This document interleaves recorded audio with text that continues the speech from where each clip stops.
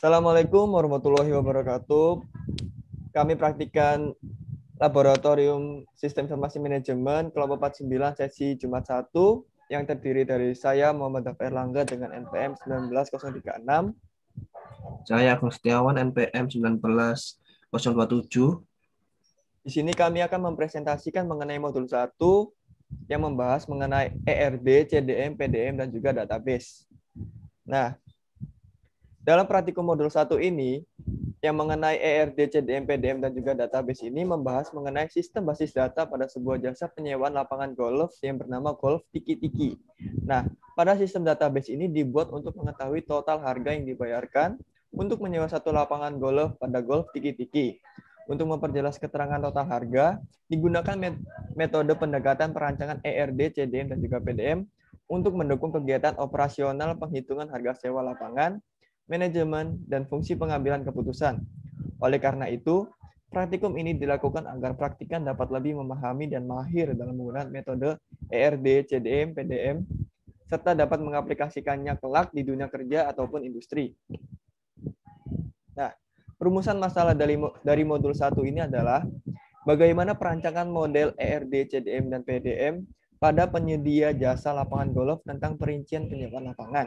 Dan tujuan praktikum modul 1 ini adalah untuk memahami dan dapat membuat suatu sistem database pada penyewaan lapangan golf untuk mengetahui atribut dan relasi yang digunakan dalam masing-masing relasi pada penyewaan lapangan golf dan untuk mengetahui total harga sewa lapangan golf untuk per jamnya.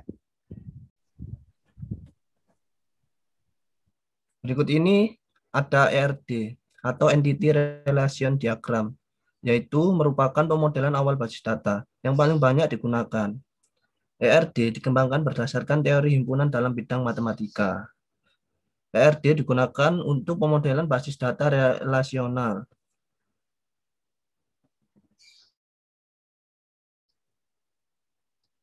Fungsi ERD sendiri yaitu yang pertama, memudahkan seorang menganalisis basis data atau database dengan cepat dan murah.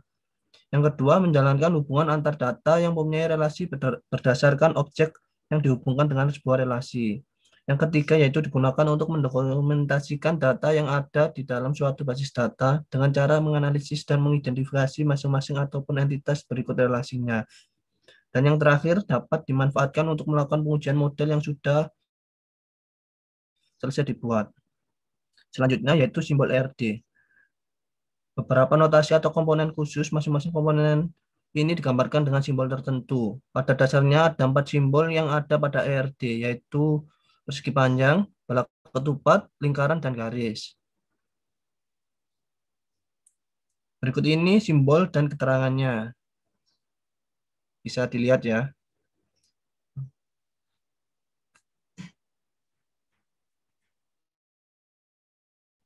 Selanjutnya ada komponen ERD. Komponen ERD terbagi menjadi beberapa macam, yakni entitas, relasi, atribut, dan hubungan. Entitas sendiri yaitu suatu kumpulan objek yang bisa diidentifikasi secara unik atau berbeda. Simbol entitas adalah persegi panjang. Next. Selanjutnya ada atribut. Atribut merupakan elemen yang ada pada masing-masing entitas. Tujuannya adalah untuk menjelaskan karakteristik dari entitas tersebut. Atribut dibagi menjadi beberapa macam.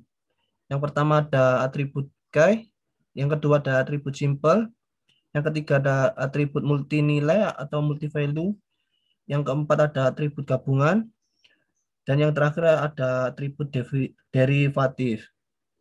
Tidak berhenti sampai di situ. Ada aturan tersendiri mengenai atribut. Silakan disimak ini poin-poin di bawah ini. Yang pertama ada atribut digambarkan dengan bentuk elif.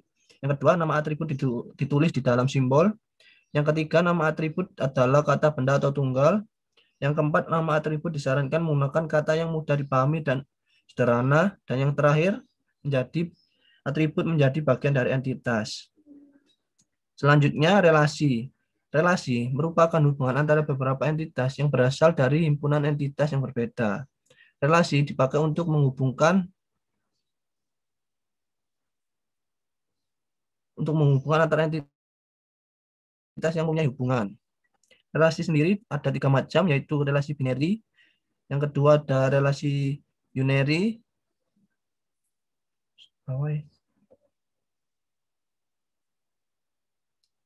Yang ketiga ada garis penghubung.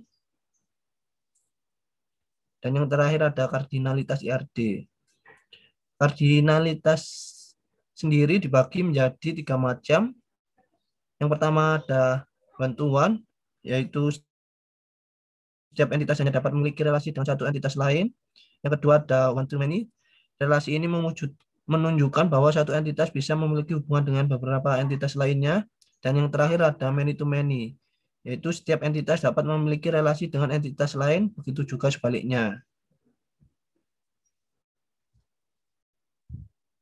Selanjutnya ada CDM atau Conceptual Data Model atau biasa disebut CDM. Nah, CDM ini memodelkan struktur logis dari keseluruhan aplikasi data, tidak bergantung pada software atau pertimbangan model struktur data. CDM yang valid dapat dikonversi ke PDM atau OOM.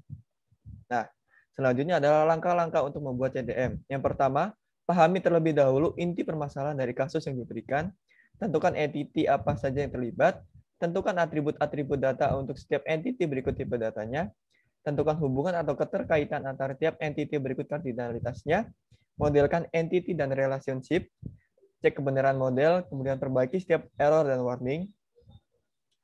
Selanjutnya, jenis-jenis objek dalam CDM. Yang pertama ada entity. Nah, untuk membuat entitas, klik item pada palet dengan label entity, kemudian klik space putih di sebelah kanan. Untuk membuat beberapa entitas, klik terus sebanyak jumlah entitas yang dibutuhkan. Selanjutnya ada relationship. Untuk membuat relasi antara dua buah entitas, klik item pada palet dengan label relationship, kemudian hubungkan kedua entitas, beri nama pada relasi yang sudah Anda buat dengan melakukan double klik pada relasi dan mengisi nama pada field name pada tab general. Kemudian terakhir ada inheritance. Untuk membuat inheritance dari sebuah entitas, terlebih dahulu buat entitas-entitas lain yang merupakan child dari entitas parent, lalu klik item pada palet dengan label inheritance, kemudian hubungkan entitas parent dengan salah satu entitas child. Untuk menghubungkan entitas child yang lain, tarik garis antara lambang inheritance atau bentuk setengah lingkaran dengan entitas child, kemudian beri nama pada inheritance Anda.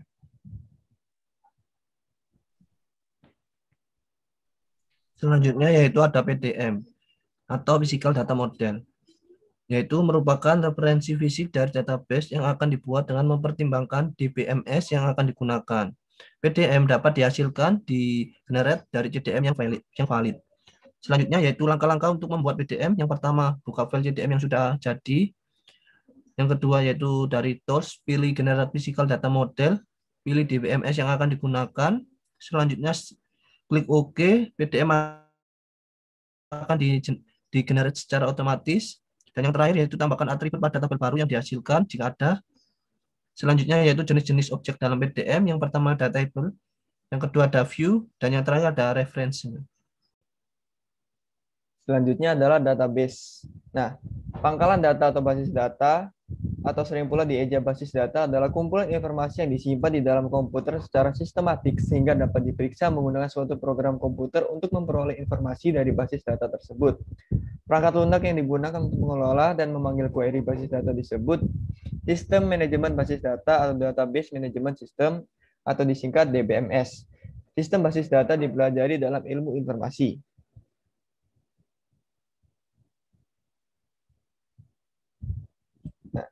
Selanjutnya adalah karakteristik dari database. Yang pertama adalah data yang sama dapat diakses secara bersamaan oleh beberapa pengguna untuk berbagai kegunaan yang berbeda. Yang kedua, data tidak tergantung pada struktur penyimpanan atau cara membaca data dari program aplikasi, atau data bersifat transparan terhadap program aplikasi. Yang ketiga, data memiliki integritas atau akurasi dan validasi yang terkendali. Yang keempat, database memiliki sifat terbatas dan keadaan fisik data yang dapat menyebabkan database dapat mengembangkan ukurannya, tapi hal ini dapat dengan mudah diatasi dengan dipindahkan ke sistem yang lebih besar lagi tanpa menulis ulang aplikasinya. Yang kelima, para pemakai dapat mendefinisikan database dengan menggunakan suatu bahasa, mengizinkan para pemakai untuk menetapkan struktur dari jenis data dan batasan pada definisi data yang disimpan database. Yang keenam, para pemakai dapat memasukkan atau menyisipkan, memperbaharui, menghapus, dan mendapatkan kembali data dari database dengan menggunakan suatu bahasa manipulasi data atau DML yang menyediakan fasilitas pemeriksaan umum pada data ini dengan cara memanggil data dengan bahasa query. Yang terakhir, menyediakan akses yang dikendalikan oleh database.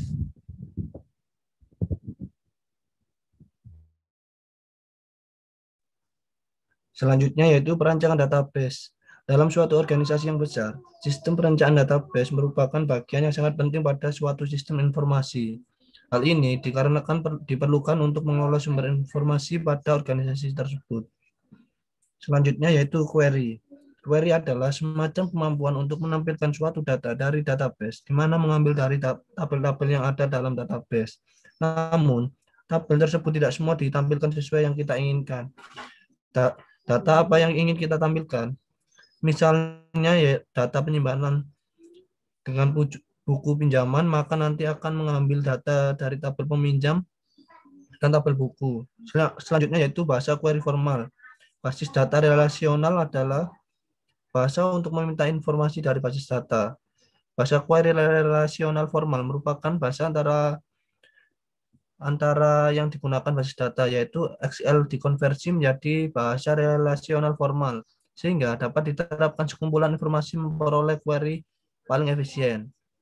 Nah, di sini itu terdapat dua jenis query relasional formal yang utama, yaitu aljabar relasional dan yang kedua yaitu kalkulus relasional. Selanjutnya yaitu tujuan perancangan database. Yang pertama adalah untuk memenuhi akan informasi dari pengguna dan aplikasi. Yang kedua, menyediakan struktur informasi yang natural dan mudah dimengerti oleh pengguna. Dan yang terakhir yaitu mendukung kebutuhan pemrosesan dan beberapa objek kinerja dari suatu sistem database. Selanjutnya di sini saya akan menjelaskan mengenai proses penyusunan database. Yang pertama, pengumpulan data dan analisis. Sebelum menyusun database, yang harus kita lakukan adalah mengetahui dan menganalisis apa keinginan dari si pengguna aplikasi. Yang kedua, kegiatan pengumpulan data dan analisis dengan cara menentukan kelompok pemakai dan area bidang aplikasinya, peninjauan dokumen yang ada dengan cara dokumen yang berhubungan dengan aplikasi yang akan dibuat, dipelajari dan dianalisis. Sedangkan dokumen lainnya ditinjau kembali untuk mengetahui apakah dokumen-dokumen tersebut berpengaruh terhadap pengumpulan data dan proses spesifikasi. Selanjutnya, analisis lingkungan operasi dan kebutuhan pemrosesan. Nah, lingkungan operasional yang sekarang dan informasi yang direncanakan akan digunakan dan dipelajari, termasuk menganalisa jenis-jenis dari transaksi dan frekuensi seperti alur informasi dengan sistem input dan output. Data untuk transaksi tersebut harus diperinci. Kemudian pengumpulan respon terhadap daftar dan pertanyaan dan pengumpulan angket yang telah dibuat sebelumnya yang berisikan prioritas para pengguna dan penempatan mereka di dalam aplikasi. Selanjutnya, perancangan database secara konseptual. Tujuannya untuk menghasilkan sistem konseptual untuk database yang tidak bergantung pada sistem manajemen database yang spesifik. Adapun kegiatan di dalam perancangan atau penyusunan database yang secara konseptual. Yang pertama, perancangan skema konseptual. Pada kegiatan ini yang dilakukan untuk mengecek kebutuhan-kebutuhan pemakai data, tujuannya untuk menyatukan pemahaman dalam struktur database. Terdapat 3 pendekatan perancangan skema konseptual, yaitu terpusat, di mana kebutuhan dari aplikasi atau kelompok pemakai yang berbeda digabung menjadi satu set kebutuhan pemakai, dan kemudian dirancang menjadi satu skema konseptual. Yang kedua, integrasi view-view yang ada. Untuk masing-masing aplikasi atau kelompok pemakai yang berbeda dirancang sebuah skema eksternal atau view, kemudian view-view tersebut disatukan ke dalam sebuah skema konseptual. Yang ketiga ada strategi. Untuk merancang karakteristik dan transaksi-transaksi yang akan diimplementasikan tanpa bergantung pada DBMS yang telah dipilih, terdapat 4 strategi dalam perancangan skema konseptual, yaitu yang pertama top-down, yang kedua bottom-up, yang ketiga inside-out, yang keempat mix. Selanjutnya adalah perancangan database. Terdapat 2 proses perencanaan database. Yang pertama, transformasi yang tidak bergantung pada sistem, di mana pada tahap ini transformasi tidak mempertimbangkan karakteristik yang spesifik atau hal yang khusus yang akan diaplikasikan pada sistem manajemen database. Yang kedua, penyesuaian skema ke sistem manajemen database yang spesifik, yang dilakukan suatu penyesuaian skema yang dihasilkan untuk dikonfirmasikan pada bentuk implementasi yang spesifik dari suatu model data. Kemudian, alat komunikasi penyusun database. Terdapat beberapa alat komunikasi penyusun database, yaitu komputer atau laptop, yang terdapat server dan klien, kemudian ada pemrograman atau front end, yang terdiri dari program PHP, Java, Visual Basic, dan lain-lain. Kemudian ada perangkat lunak database atau backend, seperti MySQL, Oracle, PostgreSQL, Interbase, MongoDB, dan lain-lain. Kemudian komponen sistem database. Yang pertama adalah field, yang merupakan sistem terkecil dari tabel yang menggambarkan suatu item data. Contohnya adalah NIS, nama, alamat, dan lain-lain. Kemudian ada record, yang berarti kumpulan dari file-file yang menggambarkan suatu unit data individu. Contohnya adalah data siswa dengan NIS 07451-2016 dengan nama Mirza di Aceh dan informasi lain yang berhubungan dengan siswa tersebut. Kemudian ada table, yang berarti kumpulan dari beberapa rekor yang menggambarkan satu kesatuan data yang dan sudah dimiliki oleh orang tertentu. Contohnya adalah siswa, mata pelajaran, dan lain-lain. Kemudian ada primary key, yang berarti field yang berisi nilai yang unik. Field itu tidak pernah memiliki data yang sama. Contohnya adalah file NIS dimiliki oleh lebih dari satu orang siswa. Maka NIS dapat dijadikan sebagai primary key. Kemudian yang terakhir adalah foreign key, yang berarti field yang digunakan sebagai perhubungan antara satu tabel dengan tabel yang lainnya agar saling berelasi. Contohnya adalah tabel nilai juga memiliki tabel NIS, tapi field NIS di sini merupakan field foreign key yang digunakan untuk menghubungkan tabel siswa dengan tabel nilai.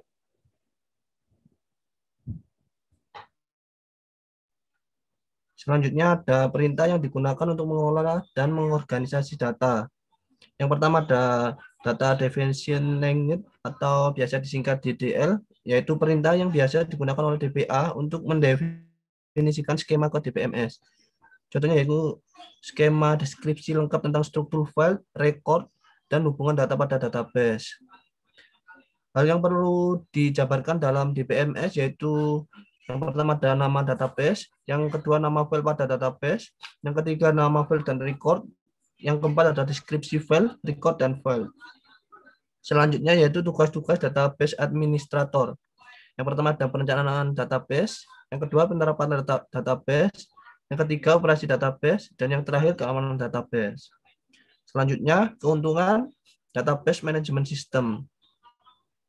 Yang pertama ada mengurangi pengulangan data, yang kedua independensi data, yang ketiga memandukan data dari beberapa file, yang keempat memanggil data dan informasi secara tepat, dan yang terakhir meningkatkan keamanan. Selanjutnya kerugian database management system, yaitu yang pertama menggunakan software yang mahal, yang kedua menggunakan konfigurasi hardware yang besar, yang ketiga yaitu memperkerjakan dan menggaji staf DBA yang relatif mahal. Selanjutnya yaitu sistem pengorganisasian database tradisional.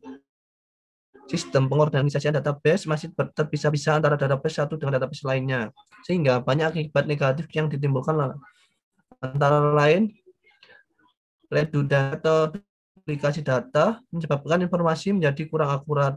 Bahkan terjadi perbedaan karena data yang satu sudah diperbarui sementara duplikatnya belum. Yang kedua yaitu ketergantungan terhadap program aplikasi tertentu yang digunakan untuk mengolah masing-masing database yang dibangun. Yang ketiga yaitu ketergantungan terhadap program aplikasi tertentu yang terbentuk menjadi kurang fleksibel. Yang keempat, keterpisahan database satu dengan lainnya mengakibatkan tingkat keamanan data menjadi rendah. Dan yang terakhir yaitu penggunaan data bersama sangat kurang sehingga database kurang dapat dieksplorasi atau diolah untuk menghasilkan laporan manajerial lintas departemental.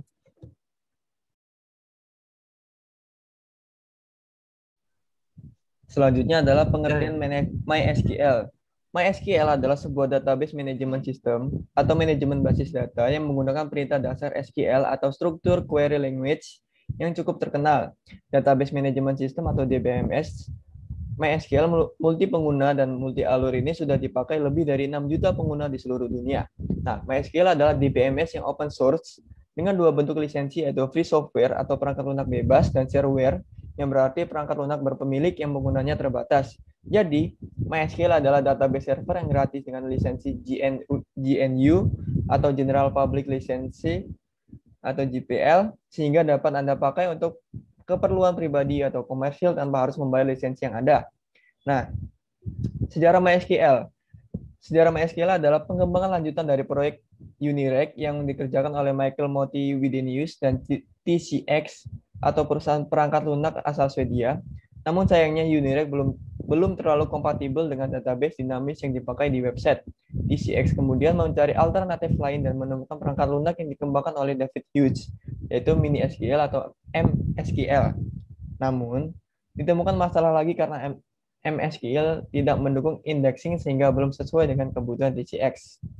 Pada akhirnya muncul kerjasama antara pengembang Unireg atau Michael Motti-Widenius dan MSQL yaitu David Hughes dan TCX. Kerjasama ini bertujuan untuk mengembangkan sistem database yang baru, dan pada 1995 dirilislah MySQL seperti yang dikenal saat ini.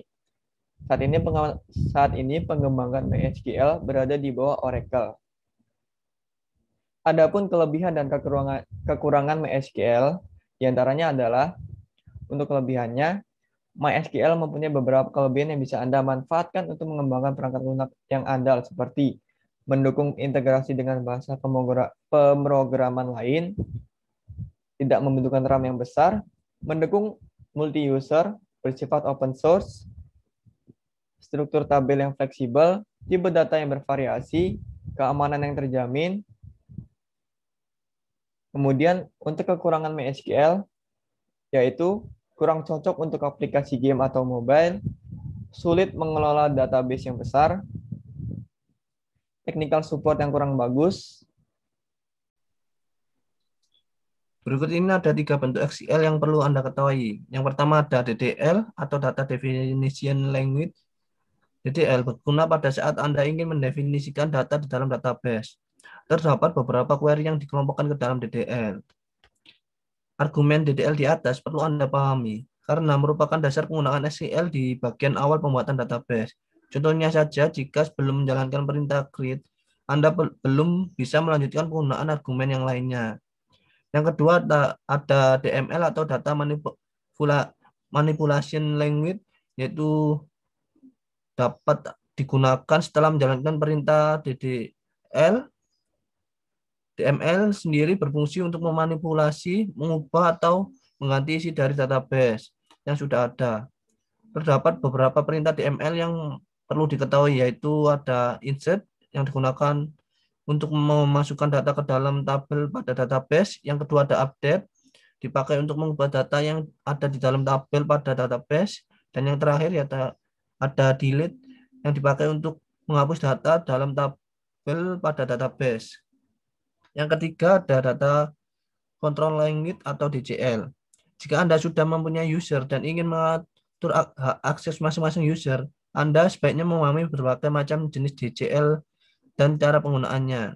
DCL berguna untuk memberikan hak akses database, mendefinisikan space, mengalokasikan space, dan melakukan audit penggunaan database. Terdapat beberapa perintah DCL yang perlu diketahui, yaitu ada grant yang dipakai untuk memberikan izin kepada user untuk mengakses database. Yang kedua dari revoke, dipakai untuk membatalkan izin user untuk mengakses database. Yang ketiga ada commit, dipakai untuk menetapkan penyimpanan database. Dan yang terakhir ada rollback yang dipakai untuk membatalkan penyimpanan pada database.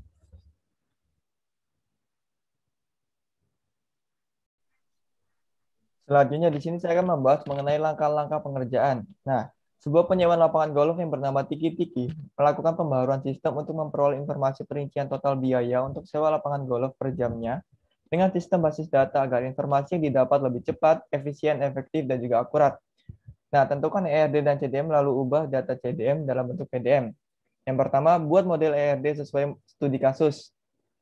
Di sini kami membuat 5 entitas yang masing-masing entitasnya terdiri dari beberapa atribut. Untuk entitas pelanggan, atributnya adalah NIK, nama P, alamat P, dan juga nomor HPP. Kemudian entitas admin memiliki atribut ID admin, nama AD, alamat AD, dan juga nomor HP AD. Kemudian entitas lapangan memiliki atribut kode lapangan, harga sewa, dan juga jam sewa. Kemudian ada entitas nota yang beratribut kode nota, kode booking, total harga, dan juga lama sewa. Kemudian ada entitas pengelola dengan atribut nilai NIK PG, nama PG, dan juga pendapatan.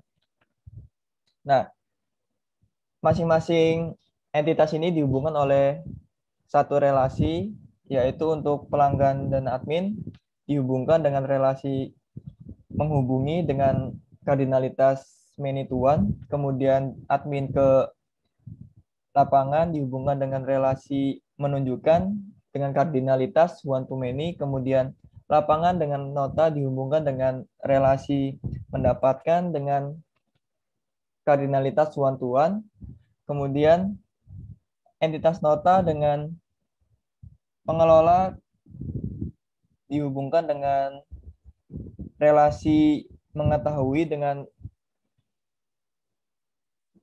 kardinalitas one to one. Ya, selanjutnya di sini kami akan menjelaskan mengenai pembuatan CDM, PDM hingga pembuatan database dan juga mengisi tabel-tabel di studi kasus mengenai penyewaan lapangan golf pada perusahaan Tiki-Tiki. Pertama, buka dulu aplikasi Pau Designer Cell 16-nya.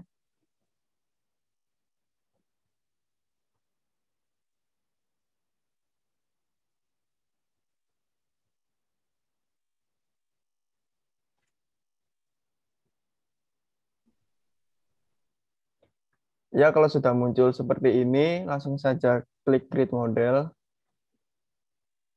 kemudian konseptual data, beri nama konseptual datanya, terserah. Di sini sebagai contohnya adalah penyewaan lapangan golf.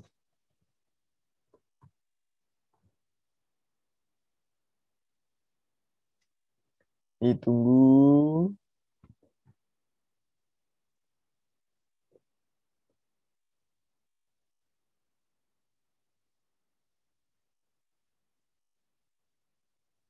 Nah,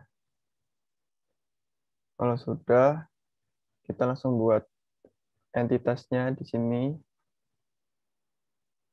Karena ada 5 entitas, berarti kita klik 5 kali 1,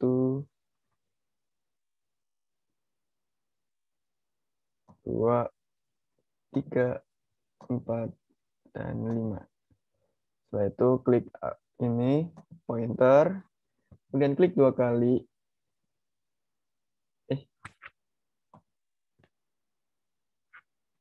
Terus beri nama.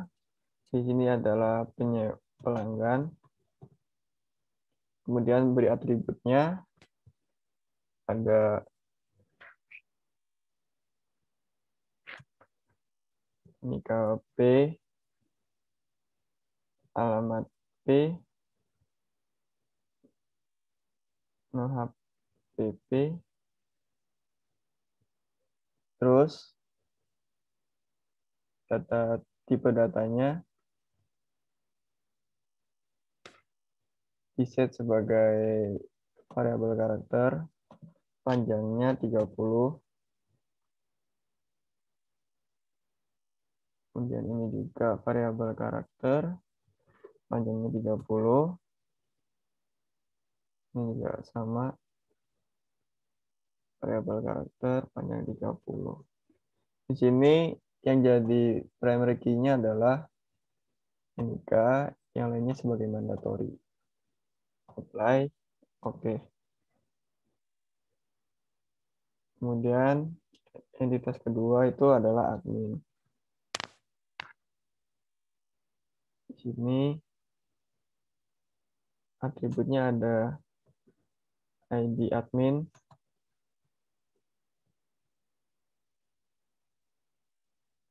nomor HP admin,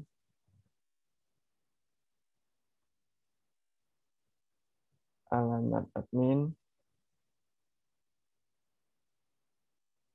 nama admin.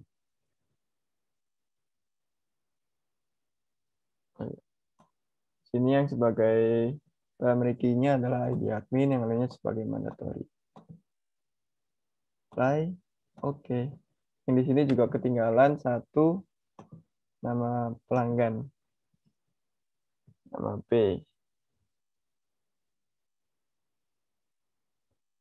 Variabel karakter panjang 30, mandatory. Ini juga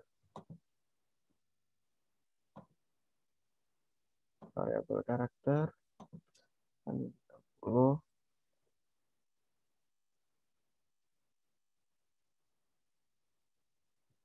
30.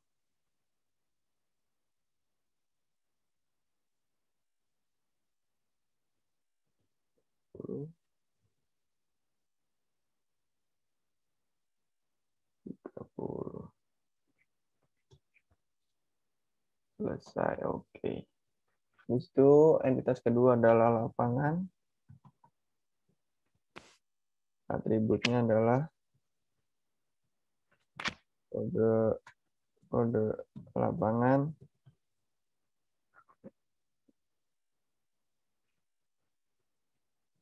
kode booking, dan juga lama sewa.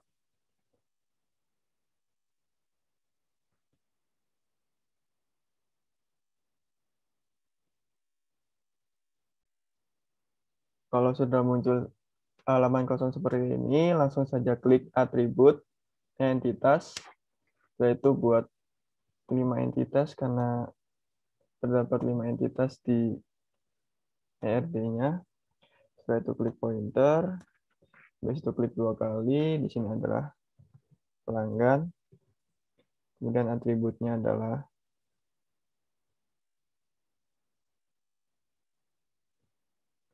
ada NIK P, nama P, alamat P, dan juga nomor HPP. Di sini tipenya adalah sebagai variabel karakter dengan panjangnya 30. Yang sebagai primary key-nya adalah NIK P, yang lainnya sebagai mandatory. Terus klik apply. Oke, kemudian di sini adalah sebagai entitas admin dengan atributnya adalah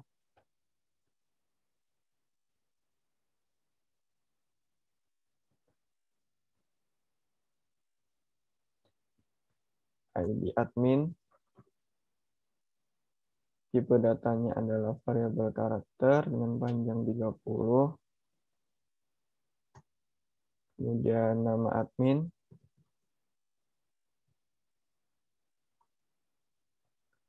Alamat admin. Setelah itu nomor HP admin. Masing-masing tipe datanya adalah variabel karakter dengan panjang 30. ID admin di sini sebagai primary key, sisanya sebagai mandatory. Klik apply, kemudian oke. Kemudian di sini adalah entitas dari kode lapangan dengan atribut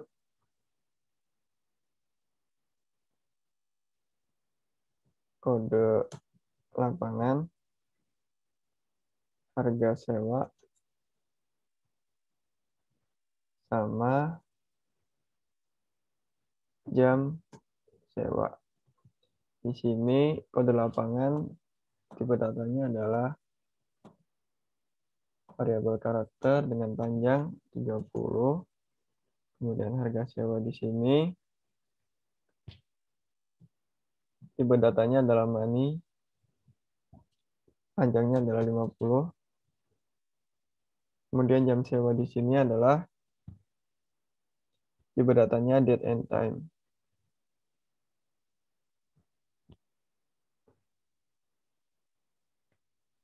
Kode lapangan di sini sebagai primary key, sisanya sebagai mandatory saja. Apply, kemudian oke. Setelah itu entitas keempat adalah nota dengan atribut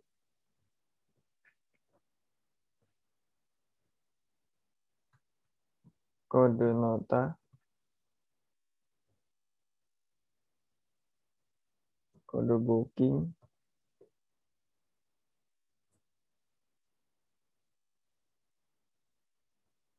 lama sewa dan juga total harga. Di sini yang menjadi primary key-nya adalah kode booking. Apply. Oke. Oh.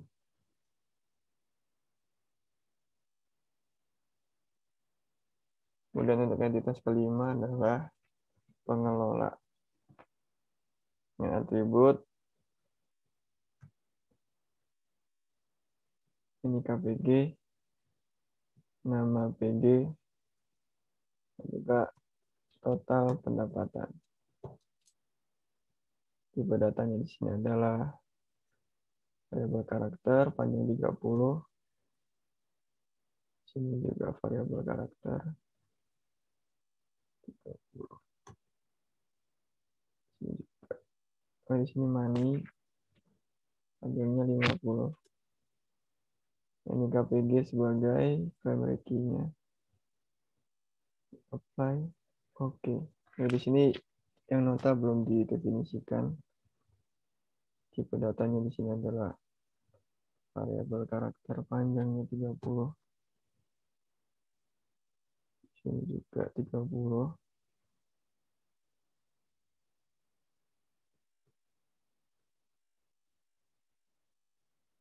Lama sewanya ini time. Kemudian total harga dalam money 50. Selesai. Setelah itu diberi relasi pelanggan ke admin, kemudian admin ke kode lapangan, nota pengelola. Sorry. Ini bukan kode lapangan, tapi lapangan. Oke. Setelah itu, di sini adalah menghubungi yang kardinalitas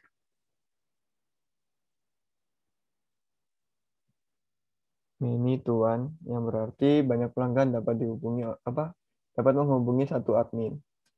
Klik OK. Kemudian yang admin ke lapangan ini adalah menunjukkan dengan kardinalitas one to many. Kemudian yang di sini adalah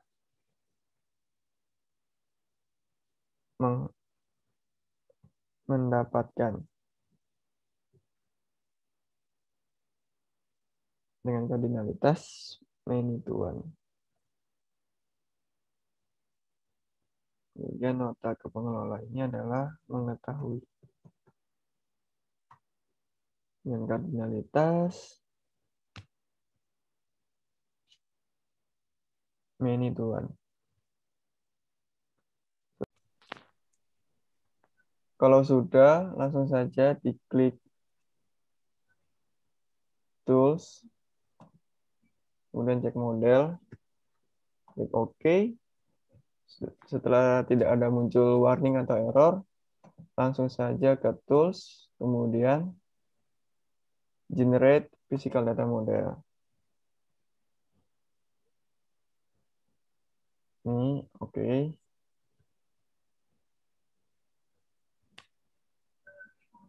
Setelah selesai, beginilah hasil dari PDM yang telah dibuat tadi. Semua arah panah pelanggan, nota, dan lapangan menuju ke admin. Setelah itu, klik database, kemudian generate database. Simpan di LabSim. Oke.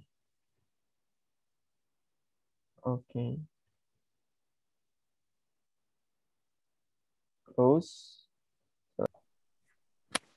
Selanjutnya kita buka exam terlebih dahulu. Lalu kita start Avast dan MySQL-nya. Kemudian kita buka brosur atau Google. Kita ketik localhost phpMyAdmin. Seperti kayak gini. Kalau sudah tampilan kayak gini, lalu kita ketik ini baru. Ketik baru. Setelah itu, nah ini nama basis datanya ini. Kita ketikkan namanya yaitu tadi penyewaan lapangan golf.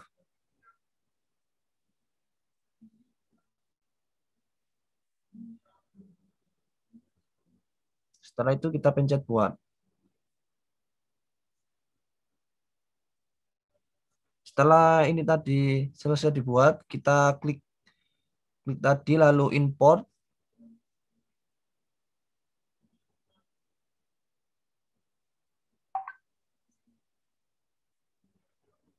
Nah, lalu kita cari file yang tadi yang sudah dibuat.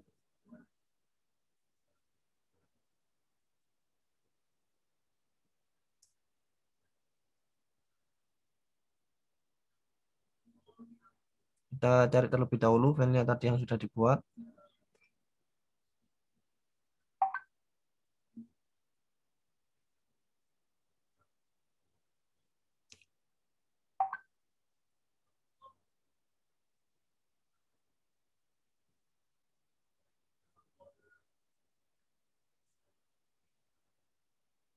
Kita klik. Kemudian kita ke bawah lalu kirim.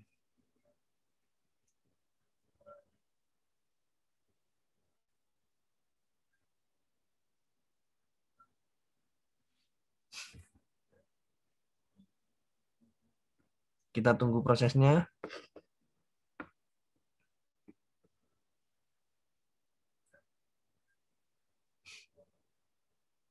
Nah, ini datanya sudah benar, tidak ada yang error ya. Nah, ini berikut ini setelah basis data selesai dibuat, kita klik admin, entitas admin, lalu ke strukturnya untuk melihat atribut. Nah, berikut ini atribut-atributnya. Lalu kita klik tambahkan untuk membuat data-datanya. Nah, ini itu kita isi sesuai kita ya. Setelah diisi semua ini, lalu klik kirim. Lalu kita cek di pencet jelajah. Nah, berikut ini hasilnya setelah kita buat tadi. Nah, jumlahnya ada 10 data. Selanjutnya kita ke entitas lapangan. Kita klik. Kemudian kita cek atribut-atributnya. Kita pencet struktur. Nah, berikut ini atribut-atributnya. Lalu kita pencet tambahkan untuk menambahkan data-datanya seperti yang admin tadi. Nah, ini tuh diisi sesuai keinginan ya. Setelah keisi semua, lalu kita pencet kirim. Kemudian kita ke jelajah untuk melihat hasil data tadi yang sudah kita isi. Nah, selanjutnya kita ke entitas nota.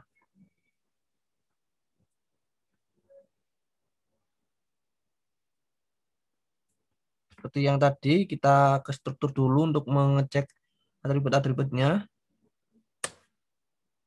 Nah, ini atribut-atribut dari entitas nota. Kemudian kita klik tambahkan untuk mengisi data-datanya tadi. Nah, ini tadi sama kayak tadi. Kita isi data-data sesuai yang kita mau, lalu kirim, lalu ke jelajah untuk melihat hasilnya. Nah, berikut ini data-data yang sudah kita isi. Lalu kita ke entitas pelanggan. Kemudian kita cek strukturnya untuk mengecek atribut-atributnya dari entitas pelanggan. Kemudian kita klik tambahkan untuk mengisi data-datanya. Setelah di sini kita isi sama seperti tadi sesuai apa yang kita mau, lalu kirim. Kemudian klik jelajah untuk melihat hasilnya. Nah, ini hasil dari data-data entitas pelanggan. Kemudian yang terakhir kan masih ada entitas pengelola. Kita cek, kita pencet. Kemudian kita cek atribut-atributnya di struktur. Nah, berikut ini atribut-atribut dari entitas pengelola. Kemudian kita pencet tambahkan untuk mengisi data-data. Nah, ini sama seperti tadi kita isi. Lalu kirim, kemudian jelajah. Nah, finish. Ini hasil data-datanya yang sudah selesai.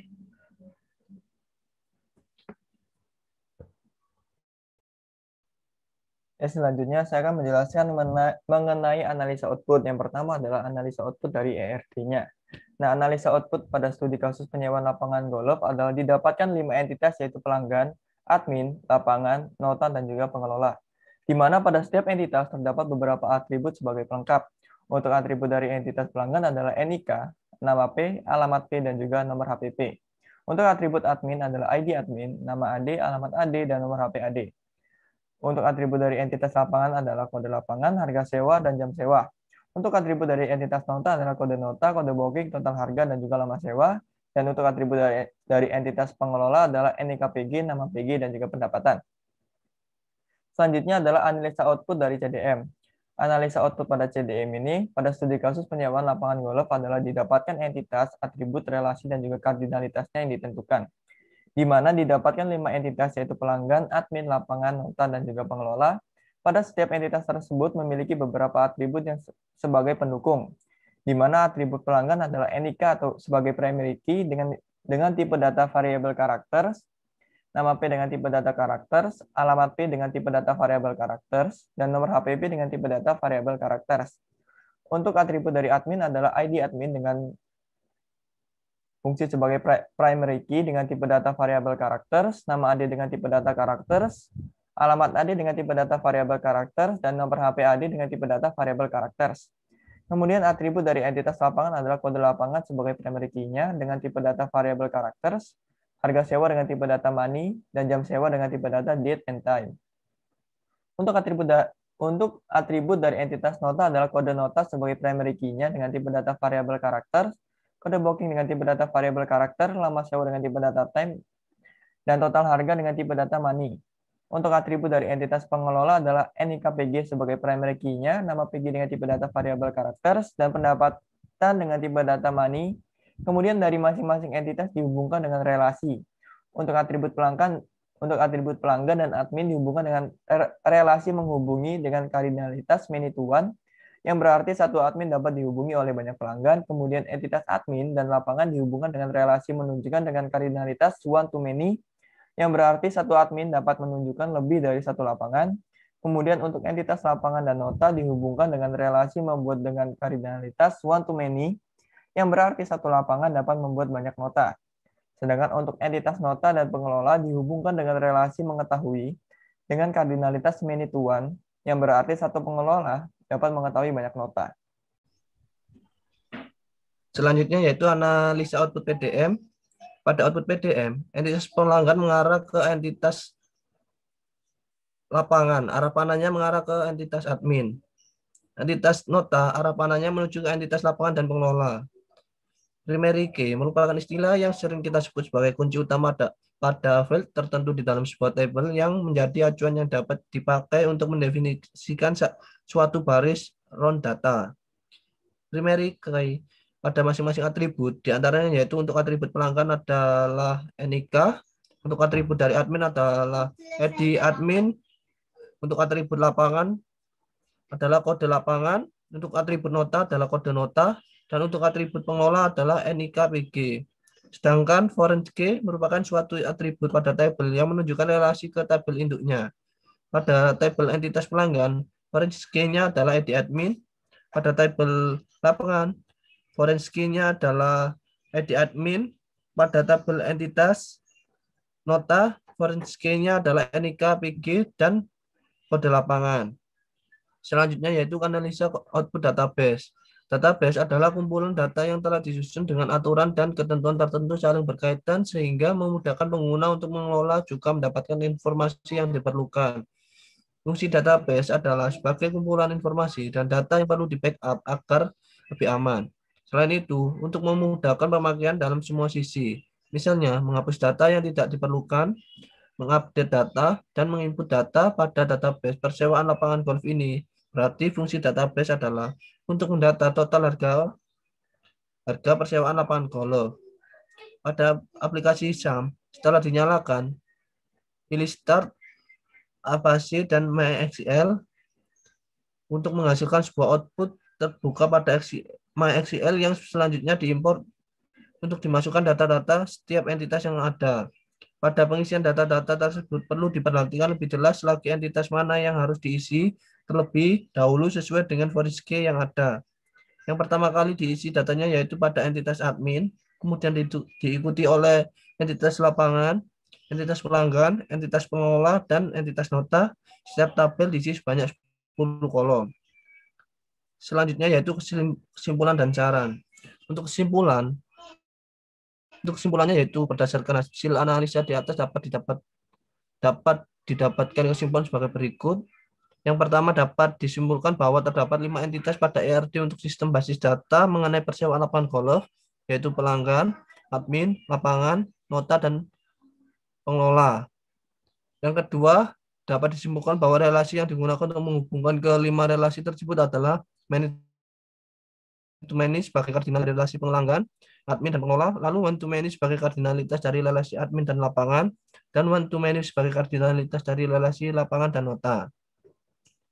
Dan yang terakhir yaitu dapat disimpulkan bahwa total harga yang didapatkan untuk persewaan lapangan golf adalah kisaran 1 juta hingga 2 juta. Ulang berarti. Yes. Ulang. Selanjutnya ngelagi yo. Tes.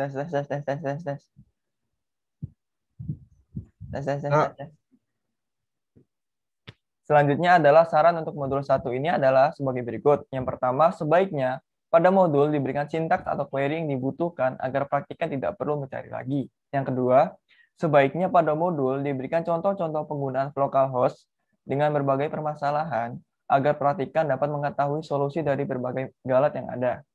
Yang ketiga, sebaiknya pada modul diberikan penjelasan yang lebih mudah dipahami dan tidak berulang-ulang. Sekian dari kami, bila ada salah kata mohon maaf. Wassalamualaikum warahmatullahi wabarakatuh.